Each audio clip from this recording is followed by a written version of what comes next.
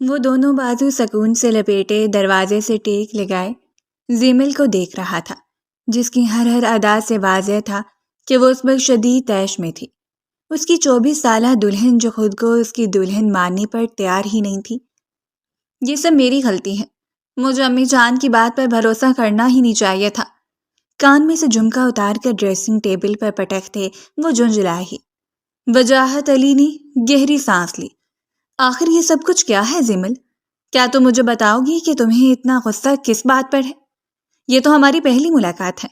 وہ دھیرے سے اس کے پیچھے آ کر کھڑا ہوا تھا۔ اسی بات کا تو صدمہ ہے کہ یہ ہماری پہلی ملاقات ہے۔ کاش میں تم سے پہلے مل لیتی۔ چہرے پر ٹشو رگڑتے اس نے اپنا سارا میک اپ صاف کیا۔ وجاہت علی کو افسوس ہوا۔ ایسا مت کرو، تم بہت خوبصورت لگ رہی ہو، مجھے جی بھر کر دیکھنے دو۔ اس نے آہستگی سے زیمل کو دونوں کندھوں سے تھاما۔ وہ ایک جھٹکے سے پلٹی۔ ہاتھ مت لگاؤ مجھے، دور ہٹ کر کھڑے ہو۔ اسمیل آ رہی ہے تمہارے جسم میں سے، گوبر کی اور گائے کے چارے کی۔ ایک دھکا وجاہت علی کو دیتے وہ خود بھی اس سے دور ہوئی تھی۔ وہ ایک پل کے لیے ساکت ہوا، ماتھے پر چند بل نمودار ہوئے۔ اس نے بازو اٹھا کر خود کو سونگا، مگر اسے خود میں سے کوئی بو آتی ہوئی محسوس نہیں ہوئی تھی۔ میرا تو نہیں خیال کہ مجھ میں سے کوئی بو آ رہی ہے۔ تمہیں جو مسئلہ ہے تم وہ بتاؤ۔ وجاہت علی کے لہجے کی نرمی غائب ہوئی تھی۔ شیروانی کے بٹن کھولتے وہ 2 قدم زیمل کے قریب آیا۔ تم ہو میرا مسئلہ، تم۔ اور یہ کیا تم کر کے مجھے مخاطب کر رہے ہو؟ آپ بولو مجھے، کیا کہہ کے میری ماں کو بلیک میل کیا تھا؟ ہاں، تمہاری اس گنوار ماں نے، اور خود تم نے مجھ سے شادی کرنے کے لیے کیا پلان بنائے ہیں؟ اس چھوٹے سے دھول مٹی سے اٹے گاؤں سے نکل کر اس بڑی سی کوٹھی میں شفٹ ہو جاؤ گے، میرے کاروبار پر قبضہ کر لو گے۔ شکل دیکھی ہے اپنی؟ وہ ایک دفعہ پھر چلائی۔ جی چاہ رہا تھا سامنے کھڑے اس شخص کو بھسم کرتے جس نے اس کی ساری امیدوں پر پانی پھیر دیا تھا۔ وجاہت علی نے گہری سانس لی۔ اچھا، تو یہ بات ہے، کیا شادی سے پہلے خالہ جان نے تمہیں بتایا نہیں تھا میرے بارے میں؟ وہ اس کے بالکل قریب آ چکا تھا، درمیانی فاصلہ نہ ہونے کے برابر تھا۔ زیمل نے شرربار نگاہیں اٹھائیں۔ اس کی سنہری آنکھوں میں غصہ چمک رہا تھا، چھوٹی سی ناک سرخ ہو رہی تھی، دلہن کے خوبصورت جوڑے میں وہ غضب ڈھا رہی تھی، حالانکہ اس نے اپنا آدھے سے زیادہ روپ برباد کر دیا تھا۔ اگر مجھے پتا ہوتا تو کیا میں شادی کے لیے ہاں کرتی؟ اتنی بڑی بزنس وومن ہوں میں، سمجھے؟ میرے سرکل میں کوئی لڑکی اتنی کامیاب نہیں جتنی میں ہوں، اور وہ بھی صرف 24 سال کی عمر میں۔ اور میری قسمت دیکھو کہ اماں جان نے تمہیں میرے سر پر باندھ دیا ہے، وہ چڑھ کر بولی تھی۔ وجاہت علی کے چہرے پر کوئی تاثر نہ آیا۔ ہاں جانتا ہوں، مگر تم نے انکار کیوں نہیں کیا؟ جب تم نے مجھے دیکھا نہیں تھا، جانتی نہیں تھی، تو پھر شادی کے لیے ہاں کیوں کی؟ زیمل ایک پل کے لیے ساکت رہ گئی۔ وہ اتنا بے وقوف ہرگز نہیں تھا جتنا وہ اسے سمجھی تھی۔ دور ہٹ کر کھڑے ہو مجھ سے۔ اسے کچھ نہ سوجا تو وہ چلائی تھی۔ وہ دل ہی دل میں اس وقت کو کوس رہی تھی جب اس نے اماں جان کی شرط ماننے کا فیصلہ کیا تھا۔ کیا شرط تھی ان کی؟ اس جاہل اور گنوار مرد کے ساتھ شادی کرنا جس کی اس نے کبھی شکل ہی نہیں دیکھی تھی۔ وہ گاؤں میں رہتا تھا، اس کی خالہ کا بیٹا تھا، کیا کرتا تھا، کیسا دکھتا تھا، اس بارے میں اماں جان نے اسے کچھ نہیں بتایا تھا، سوائے اس کے کہ وہ ان کی بہن کا بیٹا ہے، 30 برس کا ہے، اور اگر زیمل کو اپنی شرط منوانی ہے تو اسے اس شخص کے ساتھ شادی کرنی ہوگی۔ اور میں کتنی پاگل ہوں، میں اماں جان کی بات پر بھروسہ کر لیا اور نکاح نامے پر دستخط کر دیے۔ اس کا خون ایک دفعہ پھر کھول اٹھا۔ وجاہت علی نے سر جھٹکا۔ اپنی دلہن کے چہرے پر پھیلی نفرت اور بیزاری وہ دیکھ چکا تھا۔ حال میں جس وقت اسے برابر لا کر بٹھایا گیا تھا وہ بری طرح سے تپی ہوئی تھی۔ کس قدر جاہل رشتہ دار ہیں آپ کے، لگتا ہے گاؤں سے اٹھ کر سیدھے حال میں چلے آئے ہیں۔ اگر مجھے پتا ہوتا کہ اس قسم کے المینڈ رشتہ دار ہیں، میں کبھی شادی کا فنکشن اتنے بڑے پیمانے پر نہ رکھواتی، نہ کٹوا دی میری۔ وہ گھونگھٹ کی اوٹ میں سے بڑبڑا رہی تھی۔ رخصتی کے وقت ڈرائیور گاڑی کے آگے بیٹھا تو وہ جھجلا کر اس کے ساتھ اگلی سیٹ پر بیٹھ گئی تھی۔ وجاہت علی نے بمشکل اپنے حیرانی اور غصے کو برداشت کیا۔ تم پیچھے بیٹھ جاؤ یا کسی اور گاڑی میں آ جاؤ، میں تمہارے ساتھ نہیں بیٹھ سکتی۔ ایک نظر اس کے چہرے پر ڈالے بغیر اس نے وجاہت علی کو حکم دیا تھا۔ وہ خاموشی سے گاڑی کے پیچھے بیٹھ گیا۔ اندازہ تو اسے ہو رہا تھا کہ زیمل راؤ کسی بات پر غصے میں ہے۔ اس کی شہر والی ناک چڑھی کزن مگر وہ خاموش رہا، لیکن اب اس کی برداشت ختم ہو چکی تھی۔ میں نے تم سے کہا ہے نا زمل کہ جو ہونا تھا وہ ہو گیا۔ میں اتنا بھی برا نہیں ہوں جتنا تم مجھے سمجھ رہی ہو۔ دھیرے سے زمل کے چہرے پر آئے بالوں کی لٹ پیچھے کرتے وجاہت علی نے اپنے جسموں پر قابو پایا، مگر وہ تو بپرا ہوا طوفان تھے۔ ایک دفعہ پھر اسے جھٹکا دے کر پیچھے دھکیلتے وہ نفرت سے پھنکاری، میں نے کہا نا دور ہٹو مجھ سے۔ وجاہت علی کو شدید غصہ آیا۔ وہ کڑے تیوروں کے ساتھ آگے بڑھا تھا، مگر اس سے پہلے کہ وہ زمل تک پہنچتا ڈریسنگ ٹیبل پر رکھا اس کا موبائل بجنے لگا۔ وہ چونک کر مڑی۔ موبائل پر عظمت علی کا نام جگمگا رہا تھا۔ زمل کے موبائل کان سے لگاتے ہی اس کے چہرے پر ہوائیاں اڑنے لگیں۔ میڈم، فیکٹری میں آگ لگ گئی ہے، سارا مال جل کر راکھ ہو گیا ہے، اور اب عجیب بات تو یہ ہے کہ ایک ہی وقت میں آپ کے آفس میں بھی آگ لگ گئی ہے۔ سارے ریکارڈ، ساری فائلیں جل کر راکھ ہو رہی ہیں۔ یہاں انہیں بچانے والا اور کوئی نہیں۔ زمل کا دماغ بھگ سے اڑا۔ کیا مطلب؟ آگ لگ گئی؟ کس نے لگائی آگ؟ میرا کروڑوں کا نقصان ہو جائے گا۔ وہ یکلک گلا پھاڑ کر چلائی تھی، مگر دوسری جانب کال کٹ چکی تھی۔ فون ٹیبل پر پٹکتے وہ الماری کی جانب لپکی۔ اس نے لباس تبدیل کرنے کے لیے زحمت نہیں کی تھی۔ الماری سے جو بھی چادر اس کے ہاتھ آئی اسے گھسیٹ کر اس نے خود لپیٹا اور باہر کی سمت لپکی۔ کہاں جا رہی ہو زمل؟ وجاہت علی نے سوال کیا، مگر وہ کوئی جواب دیے بغیر سیڑھیاں اترتی نیچے کی سمت لپکی تھی۔ بھاری عروسی لہنگا اس نے دونوں ہاتھوں سے اٹھا رکھا تھا۔ نیچے موجود خالہ جان نے حیرت سے آگے پیچھے اپنی بیٹیوں اور اس کے شوہر کو شادی کی پہلی رات کمرے سے یوں نکل کر بھاگتے دیکھا۔ کیا ہوا ہے زمل، کہاں جا رہی ہو تم؟ وہ گھبرا کر اٹھ کھڑی ہوئی۔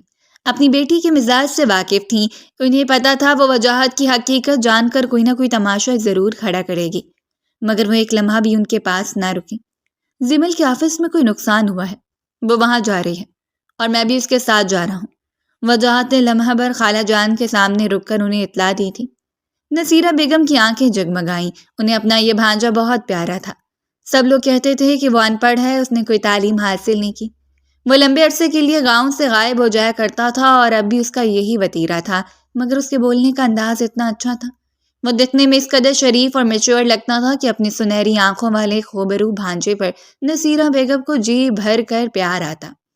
ابھی بھی انہوں نے اس کے سر پر ہاتھ پھیرا تھا۔ زمل کی حفاظت کرنا، وہ سمجھتی ہے کہ سب کچھ کر لے گی، لیکن در حقیقت ایسا نہیں ہے۔ ان کی بات پوری ہوتے ہی وہ اجلت میں باہر نکلا جہاں وہ اپنی گاڑی میں بیٹھ رہی تھی۔ زمل، رکو، مجھے بھی ساتھ آنا ہے۔ گاڑی کا رخ موڑتے اس نے گیٹ کی طرف کیا۔ جب وہ سامنے آیا زمل کے ماتھے پر بل پڑے۔ آ جاؤ، اور وہاں کسی کو بتانا مت کہ تم میرے شوہر ہو، وہاں بھی میری ناک کٹواؤ گے۔ شدید پریشانی میں بھی وہ طنز کرنے سے باز نہیں آئی۔ وہ جلدی سے دروازہ کھول کر اس کے برابر بیٹھ گیا تھا۔ گاڑی سٹارٹ ہوئی۔ پورے راستے وہ شدید پریشانی کے عالم میں فون ملاتی رہی تھی، مگر کسی نے اس کا فون ریسیو نہیں کیا۔ وجاہت علی دیکھ رہا تھا کہ وہ شدید پریشان تھی۔ دور سے ہی انہیں آگ کے شعلے اٹھتے ہوئے نظر آ گئے تھے۔ فائر بریگیڈ اور پولیس وہاں موجود تھی۔ ایک بھگدڑ مچی ہوئی تھی۔ وہ لڑکھڑاتے ہوئے گاڑی سے اتر کر نیچے آئی۔ کہیں نظروں نے مڑ کر ایک ساتھ اس دلہن کو یوں حواس باختہ انداز میں وہاں آتے دیکھا تھا۔ شکر کیجیے میڈم، رات کی شفٹ میں زیادہ ورکر نہیں تھے، جو تھے انہیں بھی باحفاظت فیکٹری کے اندر سے نکال لیا گیا ہے، لیکن سارا مال جل گیا ہے۔ عمارت کو بھی شدید نقصان پہنچا ہے۔ یوں سمجھیے یہ فیکٹری اب ایک لمبے عرصے تک استعمال نہیں ہو سکتی۔ پولیس والے نے پروفیشنل انداز میں آ کر اسے اطلاع دی تھی۔ زمل کو شدید کھانسی ہوئی۔ آگ سے اڑتا ہوا دھواں اس کی آنکھوں میں مرچیں بھر رہا تھا۔ کس نے لگائی ہے یہ آگ؟ مجھے اس کا نام بتائیں۔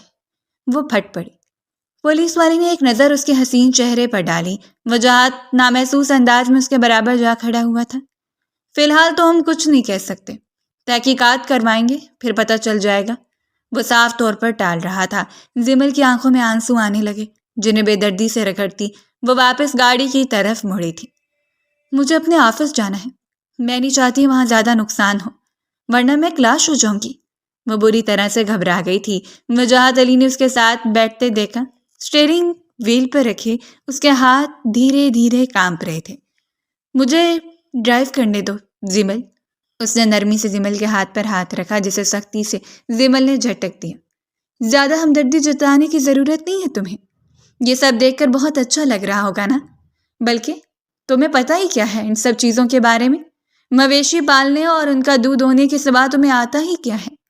چڑے ہوئے انداز میں کہتی ہوئی وہ ایک دفعہ پھر گاڑی سٹارٹ کر رہی تھی۔ اس کے پچھلے 5 برسوں کی محنت آج راکھ بن گئی تھی اور وہ کچھ نہیں کر پائی۔ بات پھر اسی سٹیج پر آ کر کھڑی ہو گئی تھی جہاں آج سے 5 برس پہلے تھی۔ بابا جان کے انتقال کے وقت جب ایک 500 روپے گم ہو جانے پر وہ پھوٹ پھوٹ کر رو پڑی تھی، کیونکہ اسے پتا تھا ان 500 روپے کے سوا اس کے پاس کچھ بھی نہیں، اور آج پھر اس کے پاس کچھ نہیں بچا تھا۔ جو حال فیکٹری کا تھا وہی حال دفتر کا بھی تھا۔ اس کی 4 منزلہ آفس کی بلڈنگ کو مکمل طور پر آگ اپنی لپیٹ میں لے چکی تھی۔ اندر سے کوئی بھی چیز باہر نکالی نہیں جا سکتی تھی۔ ہر کاغذ، ہر ڈاکومنٹ جل کر راکھ ہو رہا تھا۔ اس کی ساری ڈیلز، اس کے سارے ریکارڈ سب ختم ہو چکا تھا۔ وہ ساکت کھڑی دھواں اٹھتے دیکھتی رہی۔ عظمت صاحب لپک کر اس کے پاس آئے تھے۔ پتہ نہیں یہ سب کیا ہوا؟ مجھے تو ایک راہگیر نے اطلاع دی تو میں نے خود یہاں آ کر دیکھا۔ آگ نے ہر چیز کو اپنی لپیٹ میں لے لیا تھا۔ یہاں بھی پولیس والے اور کئی راہگیر موجود تھے۔ فائر بریگیڈ آگ بجھا رہی تھی۔ بہت سے لوگ تھے جو مڑ مڑ کر اس کی سمت دیکھ رہے تھے۔ زمل، ہمیں یہاں سے چلنا چاہیے، تمہاری طبیعت ٹھیک نہیں ہے۔ وجاہت علی نے آگے بڑھ کر اس کے کندھے پر ہاتھ رکھا تھا۔ وہ ایک جھٹکے سے مڑی اور چٹاک دائیں ہاتھ کا زوردار تھپڑ اس نے وجاہت علی کے چہرے پر دے مارا تھا۔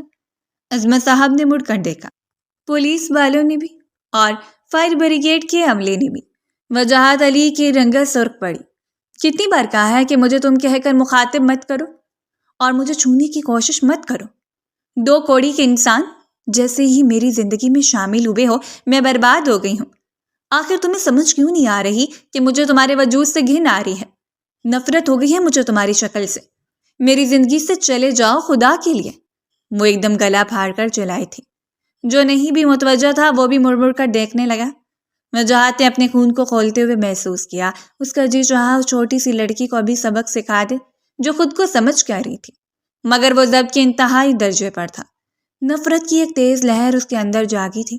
زیمل کے متعلق سارے نرم جذبات بھگ سے اٹھ گئے۔ وہ جو یہ سمجھ رہا تھا کہ جلد یا بدیر وہ انڈرسٹینڈ کر لے گی، جبکہ اس کا تو کوئی ارادہ ہی نہیں تھا۔ وہ تو نفرت کی آگ میں جل رہی تھی اور وہی نفرت اب وجاہت علی کے اندر بھی منتقل ہو چکی تھی۔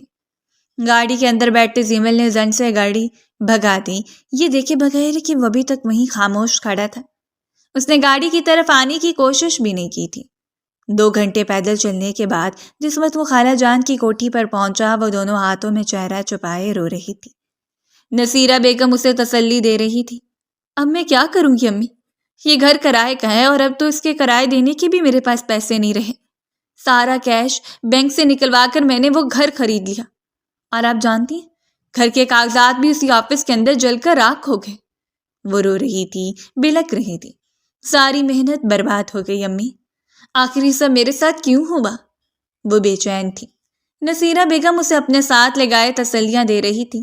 جب ان کی نظر دروازے سے اندر داخل ہوتے وجاہت علی پر پڑی، وہ بغیر ایک لفظ کہے خاموشی سے آ کر صوفے پر بیٹھ گیا تھا۔ باہر صبح کا اجالا نمودار ہونے لگا تھا۔ رات بیت چکی تھی جب میز میں رکھا ہوا فون بجنے لگا۔ نصیرہ بیگم نے فون اٹھایا۔ مالک مکان کا فون ہے۔ وہ کہتے ہیں اگر کرایہ ادا نہیں کر سکتے تو گھر خالی کرتے۔ آگ لگنے کی خبر اس نے سن لی ہے اور اسے پتا ہے کہ اب ہمارے پاس کچھ نہیں ہے۔ انہوں نے زیمل کو اطلاع دی۔ آنسو صاف کرتے ہوئے اپنے موبائل کی جانب متوجہ ہوئی۔ چند بٹن دبا کر اس نے اپنا اکاؤنٹ کا بیلنس چیک کیا۔ سارے اکاؤنٹس خالی تھے۔ کچھ روز پہلے ہی تو اس نے ایک ڈیل فائنل کی تھی۔ سارے پیسے اس میں لگ گئے اور باقی کی رقم سے اس نے اپنا گھر خرید لیا تھا، جس گھر کی اسے شدید خواہش تھی۔ کوئی بات نہیں، میں زیدی صاحب سے بات کرتی ہوں۔ کوٹھی کی پیمنٹ تو میں نے کر دی تھی، صرف کاغذات کی نہیں ہے۔ وہ اس بات سے واقف ہیں کہ میں ہی مالک ہوں۔ اس نے فون ملا کر کان سے لگایا۔ دوسری جانب بیل جاری تھی۔ کافی دیر کے بعد کال ریسیو کی گئی۔ کون بات کر رہی ہیں آپ؟ صبح فون کر کے دماغ خراب کر دیا ہے۔ میں کسی زیمل کو نہیں جانتا۔ زیدی صاحب کے بیزار انداز پر زیمل ہکا بکا رہ گئے۔ ایسے کیسے نہیں جانتے؟ پورے 7.5 کروڑ روپے دیے ہیں میں نے آپ کو 2 دن پہلے، اور آپ کہہ رہے ہیں کہ آپ مجھے نہیں جانتے؟ مکان کی چابی میرے حوالے کریں ابھی اور اسی وقت، وہ دہک کر بولی تھی۔ دوسری جانب زیدی صاحب چند لمحے تک سنتے رہے۔ ضرور حوالے کر دوں گا آپ کے، مگر اس سے پہلے آپ مجھے وہ ڈاکومنٹس لا کر دکھا دیں جن میں نے اپنا مکان آپ کے نام کیا تھا۔ کیا آپ کے پاس ڈاکومنٹس ہیں؟ سارا آسمان زمل کے سر پر آن گرا تھا۔ کیا معلوم یہ سب زیدی صاحب نے کیا تھا، یا پھر وہ اس بہتی گنگا میں ہاتھ دھو رہے تھے، مگر کایا پلٹ چکی تھی۔ وہ عرش سے فرش پر آ گئی تھی۔ کل تک کی بزنس وومین آج ایک بے بس اور لاچار لڑکی تھی۔ میں کیس کروں گی، میں اس سب کو ایسے برباد نہیں ہونے دوں گی، وہ بامشکل بولتے دوبارہ سے صوفے پر ڈھیر ہو گئی تھی۔ وجاہت علی نے خاموشی سے یہ سارا منظر دیکھا۔ خالہ جان کے چہرے پر تکلیف کے اثرات نمودار ہونے لگے تھے۔ وہ تیزی سے آگے بڑھا۔ خالہ جان، آپ کی طبیعت تو ٹھیک ہے نا؟ کیا ہو رہا ہے آپ کو؟ اس نے نصیرہ بیگم کو سینے کے مقام پر ہاتھ رکھے ایک جانب کو جھکتے دیکھا۔ امی، زیمل کے لبوں سے گٹی گٹی سی چیخ نکلی تھی۔ نصیرہ بیگم کا رنگ نیلا پڑنے لگا۔ انہیں دمے کی شکایت تھی۔ انہیلر کہاں ہے؟ وہ بے تابی سے اٹھی۔ آس پاس نظر دوڑانے پر اسے انہیلر نظر نہیں آیا تھا۔ وجاہت علی نے نصیرہ بیگم کی بگڑتی ہوئی حالت دیکھ کر بھانپ لیا تھا کہ وہ بس چند پلوں کی مہمان ہے۔ زمل الٹے قدموں نصیرہ بیگم کے کمرے کی طرف بھاگی تھی، مگر سرخ لہنگا پاؤں میں الجھتے ہی وہ بری طرح سے فرش پر گری۔ ماتھے پر زوردار چوٹ آئی اور اسے ایک پتلی سی لکیر خون کی اسے اپنی پیشانی سے گال پر بہتے ہوئے محسوس ہوئی۔ مگر ماں کی بگڑتی طبیعت زیادہ اہم تھی۔ وہ پھر سے خود کو سنبھالتے اٹھ کھڑی ہوئی تھی۔ جیسے تیسے وہ انہیلر ڈھونڈ کر لے آئی، مگر تب تک وجاہت نصیرہ بیگم کو گاڑی میں ڈال چکا تھا۔ خالہ جان کی طبیعت زیادہ بگڑ رہی ہے، میں نے ہاسپٹل لے جا رہا ہوں، جلدی بیٹھو۔ وہ سرد پڑتے وجود کے ساتھ نصیرہ بیگم کے ساتھ بیٹھ گئی تھی۔ پورے راستے وہ انہیں ہوش میں لانے کی کوشش کرتی رہی، مگر وہ تو جیسے سانس لینے سے انکاری ہو گئی تھی۔ ان کا رنگ خطرناک حد تک نیلا پڑ گیا تھا۔ ہاسپٹل پہنچتے وجاہت نے بغیر کوئی دیر کیے خالہ جان کے بے ہوش وجود کو اندر پہنچایا تھا، مگر وہ دیر کر چکے تھے۔ آئی ایم سوری، پیشنٹ کو دمہ کا اٹیک اور ہارٹ اٹیک ایک ساتھ ہوا تھا۔ بلڈ پریشر بھی بڑھ گیا تھا، جس کی وجہ سے موقع پر ہی ان کی ڈیتھ ہو گئی ہے۔ ہم کچھ نہیں کر سکتے۔ ڈاکٹر نے مایوسی سے سر ہلایا۔ زمل کو لگا دنیا جہان کے سارے پہاڑ اس کے اوپر آن گرے تھے، جن کے بوجھ تلے وہ دبتی چلی جا رہی تھی۔ وجاہت نے ماتھے پر آیا پسینہ خشک کیا۔ ایک ہی دن میں اتنے بڑے بڑے کئی نقصان اٹھانے والی اس لڑکی کی جانب وجاہت نے مڑ کر دیکھا، جس کی آنکھیں بے نور ہو رہی تھیں۔ زمل، تم ٹھیک ہو؟ اس نے آگے بڑھ کر اس کی بے جان وجود کو ہلکا سا چھوا تھا اور وہ جیسے مٹی کے ڈھیر کی طرح فرش پر گرتی چلی گئی۔ وجاہت نے گھبرا کر اسے دونوں بازوؤں میں تھاما تھا۔ سب ٹھیک ہو جائے گا زمل، میں پتہ لگا لوں گا یہ سب کس نے کیا، تمہیں اتنا بڑا نقصان کس نے دیا، یہ میرا تم سے وعدہ ہے۔ اسے دونوں بازوؤں میں تھامے وہ ایک نرم لمحے کے حصار میں تھا۔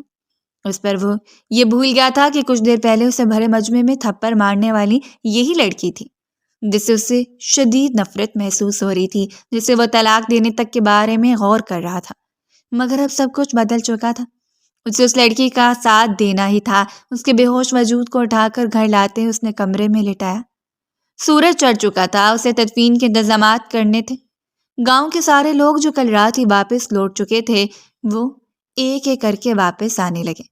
شام تک کوٹھی بھر چکی تھی۔ مالک مکان نے انتقال کا سن کر ایک دن کی رعایت دے دی تھی۔ جس وقت وہ نصیرہ بیگم کی تدفین کر کے واپس آیا، وہ سیاہ رنگ کے جوڑے میں اسے لاؤنج میں کھڑی نظر آئی۔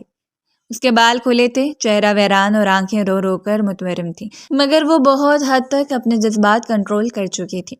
وجاہت علی نے دل ہی دل میں اعتراف کیا کہ وہ بڑی مضبوط اعصاب کی مالک تھی۔ ٹھیک ہے گردیزی صاحب، آپ دیکھیں اس سلسلے میں کیا ہو سکتا ہے۔ میں کیس فائل کرنا چاہتی ہوں۔ مجھے زیدی صاحب پر شک ہے اور کچھ مزید لوگوں پر بھی۔ اس کے سامنے ایک وکیل کھڑا تھا، جس کے ہاتھ میں فائل دیتے وہ بھیگی آواز میں بولے تھے۔ مسلسل رونے کی وجہ سے اس کا گلا بیٹھ گیا تھا۔ تمہیں اس سب چکر میں پڑنے کی ضرورت نہیں ہے، یہ سب قانونی معاملات میں دیکھ لوں گا۔ زمل کے پاس آتے ہوئے وجاہت علی نے آہستگی سے کہا۔ زمل نے ایک نفع بھری نگاہ اس پر ڈالی۔ اچھا، لفظ وکیل میں کتنے ہجے آتے ہیں اتنا پتہ ہے تمہیں؟ قانونی معاملات دیکھ لوں گا، کبھی کورٹ کچہری کی شکل دیکھی ہے؟ کھیتوں اور گاؤں کے کچے مکانوں سے آگے تو جا نہیں سکتے۔ تم بہتر یہی ہے کہ اپنا سامان باندھو اور واپس چلے جاؤ۔ میں کسی ہاسٹل میں رہ لوں گی، اماں جان کے ساتھ۔ ان کی شرط بھی ختم ہو گئی، اب مجھے تمہارے ساتھ رہنے کی ضرورت نہیں ہے۔ وہ ٹھنڈے بے تاثر انداز میں بولتی چلی گئی تھی۔ وجاہت علی نے خاموشی سے اس کی بات سنی۔ اپنا سامان پیک کر کے باہر لے آؤ، میں انتظار کر رہا ہوں۔ جنازہ ہو چکا ہے، اماں جان نے مجھے کہا ہے کہ وہ سب لوگ گاؤں کے لیے واپس نکل رہے ہیں، تمہیں بھی میں لے کر وہیں آ جاؤں۔ وہ اطمینان سے کہتا صوفے پر بیٹھ گیا تھا۔ زیمل نے کوٹیلی نگاہ اس کی طرف ڈالی۔ کیوں میں تمہارے ساتھ چلی جاؤں؟ نہ خدا لگتے ہو تم میرے؟ ہو کون تم؟ اگر میں یہ سارا بزنس امپائر 5 سال میں کھڑا کر سکتی ہوں تو میں اسے دوبارہ بھی بنا سکتی ہوں، اور میں اسے بنا لوں گی۔ میں اپنا بدلہ لے کر رہوں گی۔ مجھے تم جیسے فالتو انسان کی کوئی ضرورت نہیں ہے۔ وہ تلخی سے مڑی، مگر وجاہت علی نے اس کی گلائی تھام کر اسے ایک جھٹکے سے اپنی سمت موڑا تھا۔ وہ اپنی جھونک میں صوفے پر عین اس کے اوپر آن گری۔ بات سنو بیگم صاحبہ، میں وجاہت علی گاؤں میں پلا بڑا ہوں، گاؤں کا خون ہے میری رگوں میں، اور میری غیرت اجازت نہیں دیتی کہ میری بیوی میرے ہوتے ہوئے شہر کی ہاسٹلوں میں رہائش اختیار کرے۔ تمہاری ماں مر چکی ہے، شہر کے ساتھ تمہارے سارے ناطے ختم ہو چکے ہیں، اور جس کاروبار کی تم دعوے سے بات کرتی تھی کل رات وہ بھی ختم ہو گیا ہے۔ اب تمہارے پاس ایک وقت کے کھانے کے پیسے بھی نہیں ہیں۔ بہتر یہی ہے کہ گاؤں چلو، اور اگر تم نے انکار کیا تو مجھے دوسرے طریقے بھی آتے ہیں۔ زیمل نے اس کی سانسوں کی تپش کو اپنے چہرے سے ٹکراتے محسوس کیا۔ بغیر ڈرے بغیر جھجکے وہ سیدھا اس کی آنکھوں میں آنکھیں ڈال کر بول رہا تھا۔ زیمل کا لہو اس کے رگوں میں سٹ بڑا۔ ایک پل کے لیے اسے شخص سے خوف سا آیا تھا۔ میں نہیں جاؤں گی، اور یہ میرا آخری فیصلہ ہے۔ میں خلا کا کیس فائل کرنے والی ہوں۔ وہ ایک جھٹکے سے اٹھی تھی۔ وجاہت علی کی قربت اسے وحشت میں مبتلا کر رہی تھی۔ وہ خاموش بیٹھا رہا۔ چلو ٹھیک ہے، اپنے کمرے میں چلی جاؤ اور ریسٹ کرو، میں شام تک واپس چلا جاؤں گا۔ سیڑھیوں کی طرف جاتے وہ حیرت زدہ تھی۔ یہ اتنی آسانی سے کیسے مان گیا؟ مگر وہ واقعی مطمئن انداز میں جیب سے موبائل نکال رہا تھا۔ زیمل کی نگاہوں میں حیرت ابھری، مگر وہ مزید کچھ کہے بغیر اپنے کمرے کی سمت مڑ گئی تھی۔ وہ کمرہ جو کل خوبصورت پھولوں سے سجایا گیا تھا آج اجڑا ہوا لگ رہا تھا۔ سارے پھول باسی ہو چکے تھے۔ زیمل کو وحشت سی ہونے لگی۔ اسے سب کچھ درست کرنا تھا، مگر کیسے؟ یہ سوچ سوچ کر اس کا سر پٹا جا رہا تھا۔ 5 سال پہلے جب وہ صرف 19 سال کی تھی تب بابا جان کی اچانک موت نے اسے عجیب دوراہے پر لا کھڑا کیا تھا۔ بینک میں سیونگز کے نام پر کچھ نہیں تھا، اور بابا کا بزنس ڈوب رہا تھا۔ کئی گد تیار تھے کہ راؤ صاحب کی موت کے فوراً بعد ان کے مرتے ہوئے بزنس کو اپنے قبضے میں لے لیا جا سکے، مگر وہ بھی زیمل راؤ تھی۔ ذہین تو وہ ہمیشہ سے ہی تھی، اب وہ نڈر بھی ہو گئی تھی۔ باپ کے ڈوبتے ہوئے کاروبار کو اس نے کس طرح سنبھالا تھا یہ بس وہی جانتی تھی، مگر آج ساری محنت دوبارہ سے مٹی میں مل گئی تھی۔ بی بی جی چائے لے لیں، صاحب نے آپ کے لیے بھیجی ہے۔ ملازمہ کی آواز پر زیمل نے چونک کر سر اٹھایا۔ ایک کرواہٹ سے اس کے حلق میں گھل گئی۔ بڑا آیا صاحب بننے والا، یہاں رکھ دو چائے، اس نے کڑک انداز میں ملازمہ سے کہا۔ وہ خاموشی سے چائے رکھ کر پلٹ گئی۔ کچھ کھانے کا دل نہیں کر رہا تھا۔ رہ رہ کر نصیرہ بیگم کا چہرہ اس کی آنکھوں کے آگے لہرا رہا تھا، مگر سن پڑتے احساس کے لیے چائے ضروری تھی۔ آہستگی سے کپ لبوں سے لگائے چائے پیتے پیتے وہ پتہ نہیں کیا کیا سوچتی رہی۔ چونکی تو وہ اس وقت جب اسے اپنی نگاہوں کے آگے اندھیرا چھاتا ہوا محسوس ہوا، تب اس کے ہاتھ سے چھوٹ کر نیچے جا گرا۔ یہ کیا ہو رہا ہے؟ مجھے کیا ہو رہا ہے؟ اس نے اٹھنا چاہا مگر لڑکھڑا گئی۔ میز کو دونوں ہاتھوں سے تھامتے اس نے خود کو سنبھالنے کی کوشش کی، مگر اس کے سامنے پورے کمرے کے در و دیوار گھوم رہے تھے۔ چائے میں کچھ ملایا گیا تھا، لیکن کس نے؟ زیمل کے ہاتھ پیر سن پڑنے لگے۔ اسے اپنی ٹانگوں سے جان نکلتی ہوئی محسوس ہو رہی تھی۔ دھڑام سے وہ فرش پر آ گری۔ بند ہوتی آنکھوں کو اس نے بمشکل کھول کر دیکھا۔ کمرے کا دروازہ کھول کر کوئی اندر داخل ہو رہا تھا۔ تم یہ سب تم نے کیا؟ میں تمہاری جان لے لوں گی، وہ بے آواز بڑبڑائی تھی کہ اونچا بولنے کی ہمت بھی ختم ہو چکی تھی۔ گڈ، اب تم یہاں سے جانے میں کوئی پرابلم نہیں کرو گی، اسے ہلا جلا کر چیک کرتے وجاہت نے اطمینان سے کہا تھا۔ گھٹیا دیہاتی، جاہل انسان، دیکھ لوں گی میں تمہیں، ٹوٹے پھوٹے انداز میں وہ بڑبڑائی۔ وجاہت کے لبوں پر ایک مسکراہٹ پھیل گئی تھی۔ رسی جل گئی مگر بل نہیں کیا، تمہارا اصل ٹھکانہ وہی دیہات ہے۔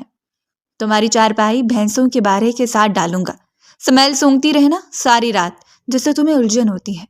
اسے دونوں بازو میں اٹھائے وہ اطمینان سے کہہ رہا تھا، مگر اس کی بات ادھوری سن کر ہی وہ بے ہوش ہو چکی تھی۔ وہ کئی گھنٹے بے ہوش رہی، اور جب اس کی آنکھ کھلی تو ایک صاف ستھرے کمرے میں تھی۔ نفاست سے سجا ہوا کمرہ، وہ بیڈ پر دراز تھی، اے سی کی کھنکی کمرے میں پھیلی ہوئی تھی۔ وہ گھبرا کر اٹھی۔ میں کہاں ہوں؟ کمرے کی ساخت دیکھ کر تو نہیں لگ رہا تھا کہ وہ کسی گاؤں دیہات میں موجود ہے۔ اس کے ذہن میں تو دیہات کا عجیب ہی منظر تھا۔ گھبرا کر اس نے اپنے کپڑوں کو دیکھا، کپڑے وہی تھے، باقی کا حلیہ بھی تقریباً وہی تھا۔ لگتا تھا بے ہوش ہوتے ہی اسے کسی نے اٹھا کر یہاں لا ڈالا ہو۔ آس پاس ڈھونڈنے پر بھی اسے اپنا دوپٹہ نہیں ملا تو وہ یوں ہی کمرے کا دروازہ کھول کر باہر نکل آئے، اور باہر نکلتے اس کا دماغ بھگ سے اڑا۔ وہ گاؤں میں تھی، اس گاؤں میں جس کی باتیں اس نے ہمیشہ اپنی ماں کے منہ سے سنی تھی، جہاں ان کی بہن رہتی تھی، سفیرہ بیگم، وہ بہن جن کے اکلوتے لاڈلے بیٹے کے ساتھ نکاح کرنے کی پاداش میں اس وقت وہ یہاں موجود تھی۔ زمل کے اندر ایک کرواہٹ بھری لہر جاگی۔ کہاں ہے وہ شخص؟ جی چاہتا ہے میں اس کا منہ نوچ لوں، جس نے مجھے اس حال میں پہنچایا ہے۔ اتنا منحوس ہے کہ اس کے ساتھ نکاح نامے پر دستخط کرتے ہی میری پوری زندگی برباد ہو گئی۔ بھڑکتی ہوئی آگ کی شعلے، ماں کی لاش، ہر چیز زمل کی آنکھوں کے آگے گھومنے لگی تھی۔ بے اختیار ہی دو آنسو اس کی آنکھ سے ٹپک پڑے۔ ارے تم اٹھ گئی؟ نہانا ہے تو نہا دھو لو، یہاں گاؤں میں شہر کی نسبت ذرا زیادہ گرمی ہوتی ہے۔ ویسے تو وجاہت نے ہر کمرے میں اے سی لگوا رکھا ہے، لیکن تم شہر کے ماحول کی ہو نا، تمہیں عادت نہیں ہوگی۔ نرم مشفق آواز پر زمل نے مڑ کر دیکھا، وہ اس کی خالہ جان تھی۔ وہ اکثر شہر آیا کرتی تھی اور اس سے پہلے بھی زمل کی ان سے ملاقات ہوتی رہتی تھی۔ کیسا لگا تھا تمہیں یہ گھر؟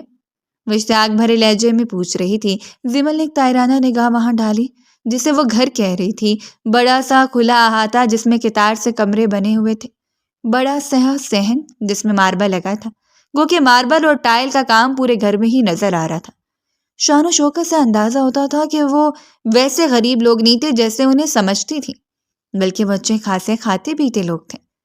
ہاں، جانور پال کر اور کھیتی باڑی کر کے یہ سب بنایا ہے، اور پتہ نہیں اب میرے ساتھ کیا سلوک کرے گا۔ شاید مجھے بھی دھرنتی پکڑا کر کہے کہ میرے ساتھ چل کر فصل کاٹو۔ نو وے، میں یہ سب نہیں ہونے دوں گی۔ وہ بری طرح سے چڑی۔ خالہ جان آگے بڑھ گئی تھی۔ زبیدہ زمل اٹھ گئی ہے، اس کے لیے اچھا سا ناشتہ بنا دو، اس سے پوچھ لو وہ کیا پسند کرتی ہے، دیکھنا کوئی کمی نہ رہے۔ خالہ جان کسی کو آواز دے رہی تھیں۔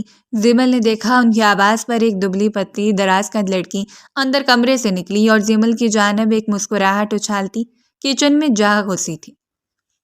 وہ زبیدہ تھی، مگر وہ تھی کون؟ کیونکہ اس کی معلومات کے مطابق خالہ جان کی کوئی بیٹی نہیں تھی۔ بیزاری بھرے انداز میں قدم اٹھاتی وہ صحن کے بیچ میں چلی آئی۔ باتھ روم کس طرف ہے؟ وہ بیزار ہو رہی تھی۔ وہ سامنے کی طرف باتھ روم بنے ہوئے ہیں۔ زبیدہ نے اسے اطلاع دی تو زمل نے رخ موڑ کر دیکھا۔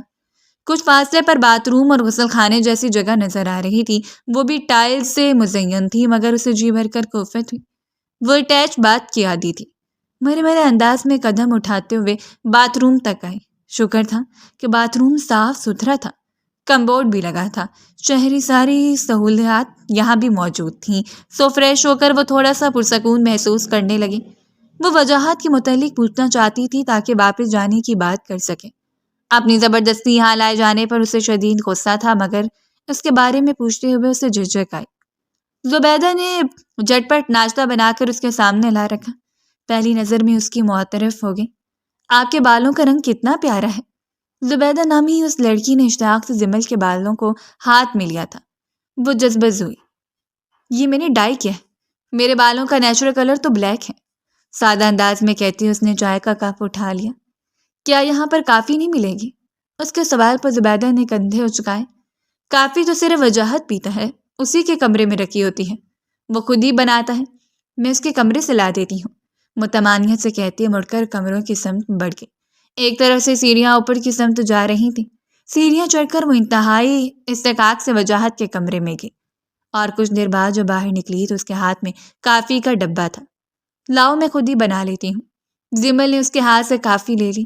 اسے زبیدہ کی نظر خود پر گڑتی ہوئی محسوس ہوئی۔ ایک بات بتائیں زمل جی، آپ تو شہر کی پڑھی لکھی تھی اور بڑی ماڈرن بھی ہیں، تو پھر آپ نے وجاہت سے شادی کیوں کی؟ اس کے انداز میں عجیب سی حسرت تھی۔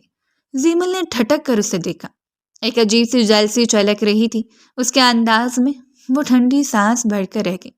اسے یاد آیا آج سے 6 مہینے قبل جب اس کا رشتہ آیا تھا تو اماں جان نے کتنی اشتیاق سے اسے لڑکے کی تصویریں دکھائیں۔ ہاں ٹھیک ہے، آپ ہاں کر دیں، ان سے کہیں منگنی کے لیے آ جائیں، مگر میری ایک شرط ہے۔ اس کی بات پر نصیرہ بیگم چونک گئی۔ کیسی شرط؟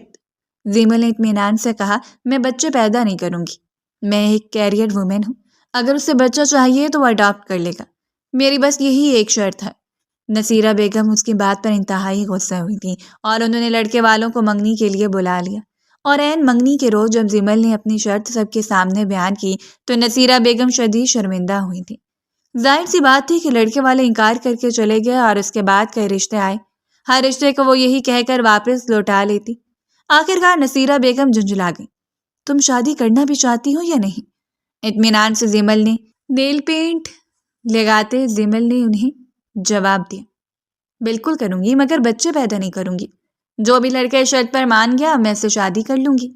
اسے نہیں پتا تھا یہ کہہ کے وہ کس مصیبت کو دعوت دے رہی ہے۔ نصیرہ بیگم چند لمحے تک سوچتی رہی تو پھر ٹھیک ہے، ایسا کرنے کے لیے تو صرف اپنے ہی آمادہ ہو سکتے ہیں۔ میری بہن سفیرہ کا بیٹا وجاہت گاؤں کا رہنے والا ہے، کم پڑھا لکھا ہے، تمہاری بات مان لے گا۔ میں پہلے ہی سفیرہ اور وجاہت سے بات کر لوں گی۔ زمل کو اور کیا چاہیے تھا، اس نے حامی بھر لی۔ ہاں البتہ سفیرہ بیگم نے اسے سختی سے منع کیا تھا کہ اپنے منہ سے یہ بات نہ نکالے۔ وہ مطمئن تھی کیونکہ اس کی ماں نے کبھی جھوٹ نہیں بولا تھا، مگر اب اسے اندازہ ہو رہا تھا کہ وہ کس مصیبت میں پھنس چکی تھی۔ یہ وجاہت علی نامی شخص کہیں سے بھی اتنا ہمدرد تو نہیں لگ رہا تھا کہ اس کی اس شرط کو مان لے۔ کیا وجاہت گھر پر ہے؟ زمل نے زبیدہ سے پوچھا، جو سر سے لے کر پیر تک زمل کا جائزہ لے رہی تھی۔ وہ ایک دم چونک پڑی۔ وہ گھر پر کہاں ہوتا ہے؟ اس کی تو نوکری کی نوعیت ہی ایسی ہے، کبھی کبھار ہی گھر آتا ہے۔ زبیدہ کی بات پر وہ چونکی۔ نوکری؟ وہ کون سی نوکری کرتا ہے؟ وہ حیران تھی۔ زبیدہ نے بڑی بڑی آنکھیں کھول کر اسے دیکھا۔ آپ کو نہیں پتا؟ وہ فوج میں ایک بڑے اعلیٰ عہدے پر ہے، وہ والی فوج جو چھپ کر جاسوس بن کر کام کرتی ہے۔ اسی لیے وہ کسی کو اپنی نوکری کے بارے میں نہیں بتاتا، بس لوگوں کے سامنے یہی ظاہر کرتا ہے کہ یہ کھیتی باڑی اور جانور پالنے کا ہی اس کا کام ہے، ورنہ تو بہت بڑا عہدہ ہے جی وجاہت کا۔ زبیدہ کی بات پر زمل نے بے یقینی سے اسے دیکھا۔ وہ ایجنسی کے لیے کام کرتا ہے؟ بے آواز اس کے لبوں سے نکلا تھا۔ زبیدہ نے سر ہلا دیا۔ جی وہی جو بڑی مشہور ہے۔ زمل کا دل چاہا وہ اپنا سر پیٹ لی۔ ایک سادہ اور دیہاتی شخص سمجھ کر اس نے جس لڑکے سے شادی کی تھی وہ ISI کا آدمی تھا، اسی لیے تو اتنے اطمینان سے وہ سارا کھیل کھیل گیا تھا۔ میں اسے جان سے مار دوں گی۔ سمجھتا کہ آخر یہ شخص اپنے آپ کو؟ کافی کا مگ وہیں پر پٹکتے واپس اسی کمرے کی سمت بڑھ گئی تھی جہاں سے وہ نکلی تھی۔ اسے شدت سے وجاہت کا انتظار تھا، مگر وہ تو اسے یہاں پھینک کر ایسا غائب ہوا کہ دوبارہ نظر ہی نہ آیا۔ دن بھر دن گزرتے چلے گئے، وہ شدید بیزار ہو رہی تھی۔ خالہ جان کی محبت اسے شرمندہ کرتی تو زبیدہ کی خدمت پر وہ اسے دیکھ رہی رہ جاتی۔ وہ سارے گھر کے کام کاج کرتی تھی۔ میرے دیور کی بیٹی ہے، والدین بچپن میں چل بسے تھے، میں نے اسے پالا ہے۔ خالہ جان نے اسے زبیدہ کے متعلق بتایا تھا۔ زمل کے دل میں اس کے لیے ہمدردی ابھری، مگر وہ یہاں ہمدردیاں کرنے نہیں آئی تھی۔ مجھے ہر صورت میں شہر واپس جانا ہے، مجھے ایک وکیل ہائر کرنا اور اپنے کاروبار کے ہونے والے نقصان کو بھرنا ہے، مجھے دوبارہ سے اپنا بزنس کھڑا کرنا ہے، مگر یہ شخص میرا فون تک لے گیا ہے۔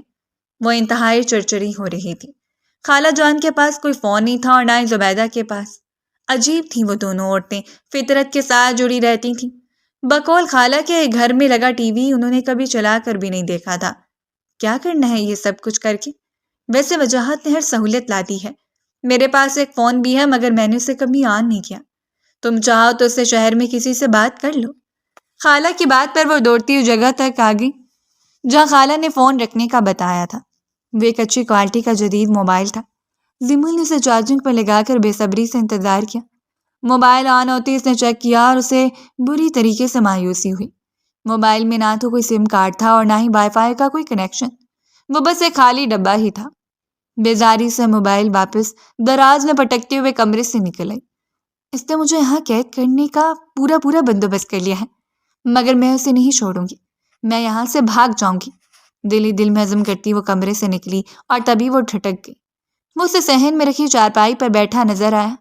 آج پہلی دفعہ زمل نے اسے پینٹ شرٹ میں دیکھا تھا، بلو کلر کی جینس کے اوپر بلو ہی جرسی جیسی شرٹ پہنے وہ بلا کا ہینڈسم لگ رہا تھا۔ زمل کے حالق تک میں کرواہٹ گھلی، قدم قدم چلتی اور اس کے پاس جا کھڑی ہوئی۔ وہ اس کی آہٹ پر چونکا ضرور، مگر اس نے نظر اٹھا کر نہیں دیکھا تھا۔ میں تمہارے لیے کھانا لاتی ہوں، آج کتنے دنوں بعد میرا بیٹا گھر واپس آیا ہے، خالہ جان محبت سے کہتی اس کے پاس اٹھ کر چلی گئی تھیں۔ کیسی ہو؟ دل لگ گیا تمہارا گاؤں میں؟ وہ اتنے اطمینان سے بولا کہ وہ سر سے لے کر پیر تک جھلس اٹھی تھی۔ تم یہ مت سمجھنا کہ تمہاری نوکری کا پتہ چلتے ہوئے میں تم سے متاثر ہو جاؤں گی۔ میرے نزدیک اب بھی تم وہی ہو، ایک فالتو اور بیکار انسان جس کے ساتھ مجھے کوئی تعلق نہیں رکھنا۔ میرا فون کہاں ہے؟ اسے شدید غصہ آ رہا تھا۔ وہ اطمینان سے اٹھ کھڑا ہوا۔ مجھے کیا پتا تمہارا فون کہاں ہوگا، آتے وقت ساتھ لے آتی۔ وہ دلچسپی سے اس کا جائزہ لے رہا تھا۔ زیمل سلگ اٹھی۔ اگر تمہیں یاد ہو تو مجھے دھوکے سے یہاں پر لایا ہو، میں اپنی مرضی سے نہیں آئی۔ مجھے شہر واپس جانا ہے، وکیل سے بات کرنی ہے۔ تم سمجھتے کیوں نہیں؟ وہ بے بس ہوئی تھی۔ وجاہت علی لب بھینچ کر اسے دیکھتا رہا۔ گاؤں کی اب آب و ہوا اسے راس آ گئی تھی۔ تمہیں تمہارے گال پہلے سے زیادہ گلابی ہو گئے ہیں۔ اس نے شاید زیمل کو چھونے کے لیے ہاتھ آگے بڑھایا تھا۔ وہ 2 قدم پیچھے ہٹی۔ تم میری سوچ سے زیادہ گھٹیا انسان ہو، شرم آنی چاہیے تمہیں۔ میں نے تم سے شادی صرف اس لیے کی تھی تاکہ تم مجھے بچہ پیدا کرنے کے لیے مجبور نہ کر سکو۔ بتایا تو ہوگا نا تمہیں امی جان نے؟ غلطی کر لی میں نے ان پر بھروسہ کر کے۔ اب تو مجھے یہ بھی لگتا ہے کہ وہ سب بھی جھوٹ تھا، ہے نا؟ وہ ہزار خدشات کے تحت لرزتے ہوئے پوچھ رہی تھی۔ وجاہت علی کے لبوں پر بڑی بھرپور مسکراہٹ بکھری۔ اچھا، تو تم میرے اور اپنے رشتے کو آگے بڑھانے کے متعلق سوچ رہی ہو، بچے پیدا کرنے کے متعلق بھی خیال آ رہے ہیں تمہارے ذہن میں؟ انٹرسٹنگ، وہ مسکراتے ہوئے کہہ رہا تھا۔ زیمل کو اس کی بات سمجھ آئی تو وہ لمحے بھر میں سرخ پڑ گئی۔ جہنم میں جاؤ، مجھے تم سے کوئی بات ہی نہیں کرنی۔ الٹے قدم واپس مڑ کر وہ اپنے کمرے میں آ گھسی تھی۔ سمجھتا کیا ہے، نہ جانے اپنے آپ کو جاسوس کہیں گا۔ اسے شدید غصہ آ رہا تھا، مگر اس غصے میں بھی ایک اطمینان موجود تھا۔ اس نے چارپائی پر پڑا ہوا وجاہت علی کا موبائل چالاکی سے اٹھا لیا تھا۔ وجاہت علی دیکھ نہیں پایا، وہ خالہ جان کے ساتھ باتوں میں اس وقت مصروف تھا۔ اب میں تمہیں بتاؤں گی کہ میں کون ہوں۔ ایسے ہی تو نہیں اتنا بڑا بزنس کھڑا کر لیا تھا میں نے، تمہیں لگا تھا میں گھر کے کسی کونے میں رہنے والی ایک دبو سی لڑکی ہوں۔ موبائل کا لاک کھولتے وہ ذرا لب بڑا رہی تھی۔ اپنے وکیل کا نمبر اسے زبانی یاد تھا۔ وکیل کو کال ملاتے وہ بےتابی سے وقت گزرنے کا انتظار کرنے لگی۔ کال ریسیو کر لی گئی۔ گردیزی صاحب، میں بات کر رہی ہوں زیمل راؤ۔ اس نے جلد اپنا تعارف کروایا تھا۔ دوسری جانب موجود گردیزی صاحب کو زوردار جھٹکا لگا۔ ارے زیمل صاحبہ، آپ تو بیرون ملک چلی گئی تھی نا؟ لیکن یہ نمبر تو پاکستان کا ہے، آپ کہاں ہیں؟ ان کے انداز میں عجیب سی گھبراہٹ تھی۔ زیمل کو حیرت ہوئی، مگر وہ بات ٹال گئی۔ نہیں، میں بیرونی ملک نہیں گئی، میں جلد واپس آ جاؤں گی۔ مجھے یہ بتائیے کہ جو کیس میں آپ کے حوالے کیا تھا، آپ نے اس پر کتنا کام کیا؟ میں آپ کو آپ کی فیس جلد ادا کر دوں گی۔ وہ جلدی بات کر رہی تھی کہ مبادہ وجاہت کمرے میں نہ آ جائے۔ دوسری جانب گردیزی صاحب کو چند لمحے خاموش رہنا پڑا۔ جی، آپ کا کیس پر کام چل رہا ہے، بڑا الجھا ہوا کیس ہے، سمجھ نہیں آتا کہ کس نے وہ سب کچھ کروایا تھا، مگر یہ تو طے ہے کہ کسی ایک آدمی کا کام نہیں، کئی سارے لوگ ملے ہوئے ہیں۔ ایک ہی وقت میں فیکٹری، دفتر میں آگ لگانا، آپ کے مکان کے کاغذات غائب کرنا، آپ کے اکاؤنٹس خالی کروانا، مختلف ڈیلز کے ذریعے آپ کے پاس موجود سارا پیسہ نکلوا لینا، یہ سب کی سوچی سمجھی سازش کا نتیجہ ہے۔ مگر میں جلد پتہ لگا لوں گی، آپ مجھے اپنی لوکیشن تو بتائیں، اس نے آخر میں سوال کیا۔ زیمل نے گاؤں کا پتہ بتانے کے لیے منہ کھولا، مگر نہ جانے کس احساس کے تحت وہ خاموش ہو گئی۔ آپ میری لوکیشن کو چھوڑیں، میں بس جلد شہر واپس آ جاؤں گی، پھر میں خود ہی آپ سے ملاقات کر لوں گی۔ آپ کسی کو میرے فون کال کے بارے میں مت بتائیے گا۔ اسے کچھ عجیب سا احساس ہو رہا تھا۔ اس کی کسی سے کوئی دشمنی بھی نہ تھی، تو پھر یہ سب کچھ کس نے کیا تھا؟ وہ تو اپنے بزنس سرکل میں ایک آئرن لیڈی کے نام سے مشہور تھی، سب اس کی پرستش کرتے تھے، تو پھر یہ سب کیا ہوا؟ ایک گہری سانس اس کے لبوں سے نکلی۔ آہستگی سے کمرے سے باہر آتے ہیں اس نے موبائل واپس چارپائی پر رکھا۔ شکر تھا کہ وجاہت باہر نہیں تھا، اور تبھی وہ چونکی اسے زبیدہ سیڑھیاں چڑھ کر وجاہت کے کمرے میں جاتی ہوئی دکھائی دی۔ وہ روزمرہ کے بجائے آج کوئی زیادہ ہی دل سے تیار ہوئی تھی، ورنہ وہ تو لپسٹک نہیں لگاتی تھی۔ آج تو اس نے نیا ڈریس پہنا تھا، چوڑیاں بھی پہن رکھی تھیں، اور بالوں کا خاص سٹائل بھی بنا رکھا تھا۔ یہ اوپر کیا کرنے کے لیے گئی ہے؟ زیمل کو عجیب سی حیرت ہوئی۔ نہ چاہتے ہوئے وہ درمیان میں بنی محراب کی ستون کی آڑ میں ہوگی۔ وہ دیکھنا چاہتی تھی کہ آخر زبیدہ وجاہت کے کمرے میں کیوں گئی تھی۔ اس کے ہاتھ میں نہ تو ٹرے تھا، نہ ہی کھانے پینے کی کوئی اور اشیاء۔ دل عجیب سے انداز میں دھڑک رہا تھا۔ مجھے کیا مسئلہ ہے، چاہے وہ اس کے کمرے میں جائے، 1 گھنٹہ لگائے 2 گھنٹے، جتنی دیر مرضی رہے، آخر مجھے کیوں پریشانی ہو رہی ہے؟ سر چٹکتے اس نے خود کو سوچنے سے باز رکھا۔ اسے وہاں کھڑے کھڑے کافی دیر ہو گئی تھی، اب تک تو زبیدہ باہر نہیں نکلی تھی۔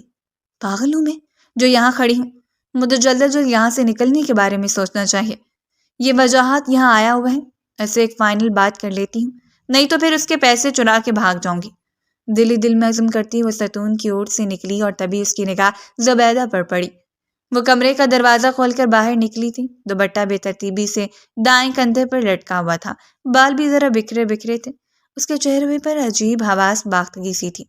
دروازے سے باہر نکلتے اس نے مڑ کر ایک بار پھر اندر دیکھا اور دھیمی آواز میں کچھ کہا تھا، اور اب کی بار وجاہت کھلے دروازے سے تیزی سے باہر نکلا۔ اس نے نکلتے ہوئے زبیدہ کی طرف دیکھا تک نہیں تھا، تیز تیز سیڑھیاں اترتے وہ نیچے آیا۔ درمیان صحن میں کھڑی زیمل پر ایک اچھی نگاہ ڈال کر وہ گھر سے باہر نکلتا چلا گیا تھا۔ زیمل نے حیرت سے اوپر کھڑی زبیدہ کو دیکھا جو اپنے آنسو صاف کر رہی تھی۔ کیا چل رہا ہے ان دونوں کے درمیان؟ ایک سناٹا سا اس کے اندر پھیلنے لگا تھا۔ کیا یہ شخص مجھے دھوکہ دے رہا ہے؟ اگر ایسی بات ہے تو یہ مجھے طلاق کیوں نہیں دے دیتا؟ میں تو خود اس کے ساتھ نہیں رہنا چاہتی۔ وہ سلگ اٹھی تھی۔ زبیدہ سے اسے نفرت محسوس ہونے لگی۔ تلخی بھرے انداز میں وہ واپس کمرے کے اندر آ کر وہ کتنی دیر تک ٹہلتی رہی۔ خالہ جان کمرے میں آئی تو اس نے بہانے سے پوچھ لیا، وجاہت کب واپس آئے گا؟ وہ کل صبح چلے جائے گا۔ میں نے اسے بات کی تھی کہ تم نئی نویلی دلہن ہو، تمہیں کچھ وقت دے، تو اس نے کہا کہ شہر میں کوئی ضروری کام ہے، وہ نمٹا کر واپس آ جائے گا، اس کے بعد ہی اس نئے رشتے کو شروع کرے گا۔ وہ کلس کر رہے گی۔ نیا رشتہ؟ بھاڑ میں کیا نیا رشتہ، میں کل صبح اس رشتے کو ختم کر دوں گی۔ اگلی صبح وہ بنا کسی کی طرف دیکھے بنا کچھ کہیں گھر سے چلا گیا اور زیمل تو اسی انتظار میں تھی۔ وجاہت کے گھر سے نکلتے ہی وہ اس کے کمرے تک آئی۔ اسے پیسوں کی ضرورت تھی۔ خالہ جان یا زبیدہ سے پیسوں کا کہتے اسے شرم آ رہی تھی۔ خود ہی تو کہتا ہے کہ میں اس کے نکاح میں ہوں، اس کی ذمہ داری ہوں، تو پھر اس کے پیسوں پر بھی میرا حق بنا۔ ڈٹھائی سے اس کی الماری میں سے کئی نوٹ نکالتے زیمل نے خود کو تسلی دی۔ ٹھیک ٹھاک پیسہ جمع کر رکھا ہے جاسوس نے۔ نوٹوں کی گڑیاں دیکھ کر زیمل کے ذہن میں خیال آیا تھا، مگر وہ اپنا ہر خیال چٹکتی سیڑھیاں اتر کر نیچے چلی گئی۔ خالہ جان، مجھے کچھ شاپنگ کرنی ہے، اب نئی نئی شادی ہوئی ہے تو میں اپنا سامان تو لائی ہی نہیں، مجھے شہر میں مارکیٹ جانا ہے۔ اس نے میٹھے لہجے میں خالہ کو مخاطب کیا۔ وہ تو اس کا اتنا میٹھا انداز دیکھ کر ہی باری صدقے جانے لگی۔ ہاں، پر تم اکیلی کیسے جاؤ گی؟ زبیدہ کو ساتھ لے جاؤ، یا رکو میں ساتھ چلتی ہوں۔ وہ اٹھ کھڑی ہوئی۔ زیمل بری طرح گھبرائی۔ ارے خالہ جان، میں کون سا پہلی دفعہ شہر جا رہی ہوں؟ آپ کو پتہ تو ہے میں اپنا کاروبار چلاتی تھی، مجھے سارے راستے زبانی یاد ہیں، میں بس شام تک واپس آ جاؤں گی۔ نہ چاہتے ہوئے بھی خالہ جان مان گئی۔ چادر سے اس نے اپنا چہرہ اتنا چھپا لیا تھا کہ گاؤں میں کوئی اسے پہچان نہ سکا۔ گھر سے نکل کر وہ سیدھا بس سٹاپ پر آئی تھی۔ زبیدہ نے اسے اتنی دفعہ گاؤں سے شہر جانے اور شاپنگ کرنے کا قصہ سنا دیا تھا کہ اسے پتا تھا یہاں سے کون سی بس لے کر وہ اپنے شہر جا سکتی ہے۔ 2 گھنٹے کا راستہ تھا۔ پورے راستے وہ یہی دعا مانگتی رہی کہ وجاہت علی سے اس کا سامنا نہ ہو۔ وہ اتنی پر اعتماد تو تھی کہ کسی سے ڈرتی نہ تھی۔ شہر میں اترتے وہ سیدھی گردیزی صاحب کے دفتر کے سامنے کھڑی ہوئی تھی۔ مجھے اپنی لڑائی خود ہی لڑنی ہے اور میں اب گاؤں واپس نہیں جاؤں گی، یہ تو طے ہے۔ دل ہی دل میں عزم کرتے وہ اوپر چلی آئی۔ وکیل گردیزی صاحب کا آفس دوسری منزل پر تھا۔ ان کے آفس کے دروازے کے باہر کھڑے ہو کر زیمل نے گہری سانس لی۔ دروازہ ہلکا سا کھلا تھا۔ اس نے ڈور ناپ پر ہاتھ رکھا اور تبھی وہ چونکی۔ اندر اسی کا نام پکارا جا رہا تھا۔ تم کہہ رہے ہو کہ تمہاری زیمل سے بات ہوئی ہے، جبکہ پولیس اور باقی ہر جگہ تو یہی مشہور کر دیا گیا ہے کہ وہ بیرون ملک چلی گئی ہے۔ کتنا کہا تھا لڑکی پر نظر رکھو، سب کچھ تو ہمارے پلان کے مطابق ہوا، مگر وہ لڑکی غائب ہو گئی۔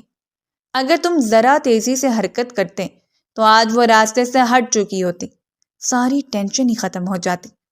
اب تو بس ہر وقت یہی دھڑکا ہے کہ کسی بھی وقت واپس آ گئی تو کہیں نئے سرے سے سارا کیس نہ کھلوا دے۔ یہ آواز جانی پہچانی تھی۔ زیمل کے ذہن میں جھماکا سا ہوا۔ یہ اسی شخص کی آواز تھی جسے اس نے اپنی نئی کوٹھی خریدی تھی۔ زیمل کے قدم زمین میں گرنے لگے۔ سب کچھ توقع کے عین مطابق تھا۔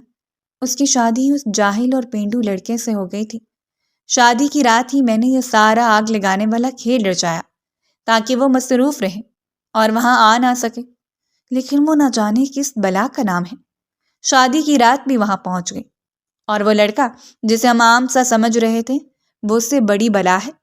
یہ آواز گردیزی صاحب کی تھی، اس کے وکیل کی۔ زمل کو ایک زوردار جھٹکا لگا۔ وہ چاروں جانب سے دشمنوں سے گھری ہوئی تھی اور اسے علم بھی نہ تھا کیوں، کون ہے وہ لڑکا۔ مجھے سمجھ نہیں آتی کہ آخر تم اس سے اتنا ڈرتے کیوں ہو۔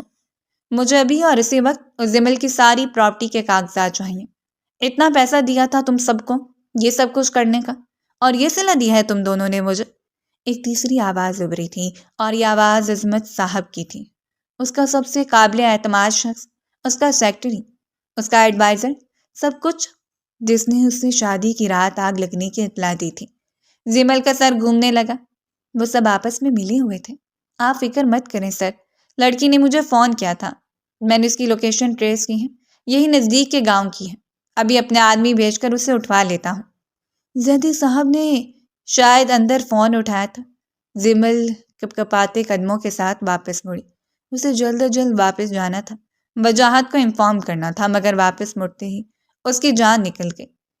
گن بردار ایک شخص پیچھے کھڑا خشمگی نگاہ سے اسے گھور رہا تھا۔ زمل کے دیکھتے دیکھتے اس نے زوردار انداز میں دروازہ کھولا اور زمل کو گھسیٹ کر اندر لا پھینکا تھا۔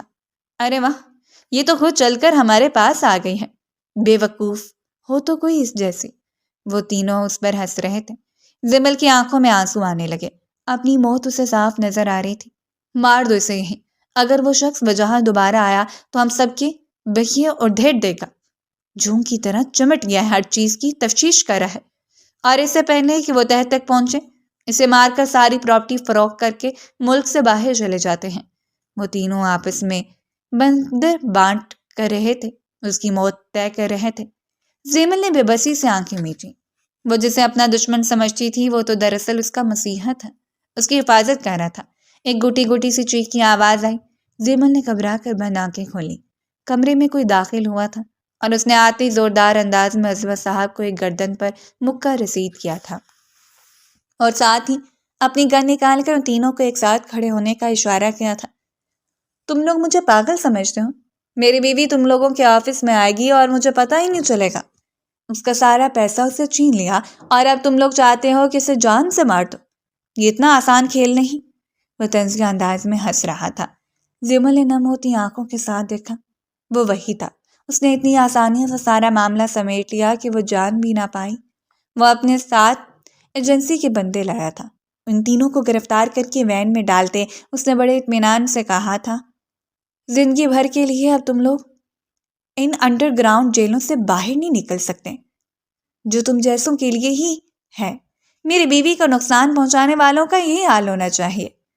وین آگے بڑھ گئی، وہ ساکت کھڑی رہی۔ وہ شوق کی سی کیفیت میں تھی۔ کم سے کم یہاں آنے سے پہلے مجھے بتا ہی دیتی۔ اطمینان کا سانس لیتے وہ اس کی جانب مڑا۔ زمل نے بے یقین نگاہوں سے اسے دیکھا۔